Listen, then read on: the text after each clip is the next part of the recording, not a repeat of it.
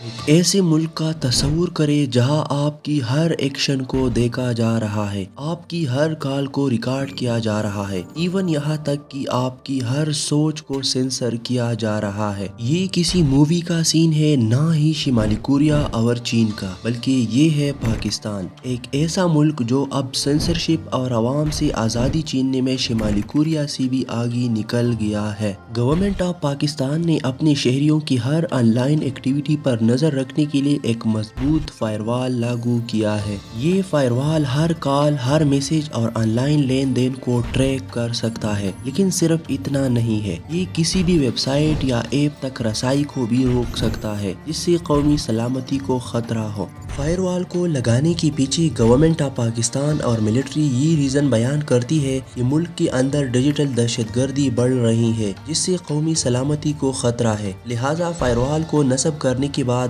ہم آتنکوادیوں کو آسانی سے ٹریس کر سکیں گے، جس سے حکومت کو اصل مجرم پکڑنے میں آسانی ہو جائے گی۔ چونکا دینے والی بات یہ ہے کہ اس فائر وال کو لگانے کا بنیادی مقصد آتنکوادی نہیں بلکہ صرف اختلافی آوازوں کو خاموش کرنے اور آبادی پر کنٹرول برقرار رکھنے کا ایک چال ہے۔ پاکستان کے لوگوں کے لیے اس کا مطلب یہ ہے کہ اب وہ آزادانہ اظہار نہیں کر سکتے، وہ معلومات تک رسائی حاصل نہیں کر سکتے اور نہ ہی اپنے پیاروں سے خوف کے بغیر باتیں کر سکیں گے۔ اب آپ سوچیں گے کہ پاکستان کی ریاستی ادارے آخر کیوں ایسا کر رہی ہے، تو اس کا جواب ہے تو بہت سمپل، لیکن لوگوں کو بتانا جیل جانے کی مترادف ہے۔ پاکستان کی حکومت اور ریاستی ادارے ہر جگہ ناکام ہو چکی ہے، انفلیشن ریٹ بڑھ رہا ہے، عوام کو بیسک رائٹس نہیں مل رہے، ملک میں دنگے اور فساد عروج پر ہے جس نے بدامنی کی ایک نئی لہر پیدا کی ہے۔ مختصر الفاظ میں یہاں جنگل کا قانون چل رہا ہے، دوسری جانب عوام میں شعور بڑھ گیا ہے اور ریاستی اداروں کے تمام خفیہ پروپیگنڈے سوشل میڈیا کے ذریعے ایکسپوز کر رہے ہیں، جس سے سوشل میڈیا ان کالے مگرمچھوں کے لیے ایک بہت بڑا خطرہ بن گیا ہے۔ اس خطرے سے نمٹنے کے لیے انہوں نے فائر وال لاگو کیا ہے۔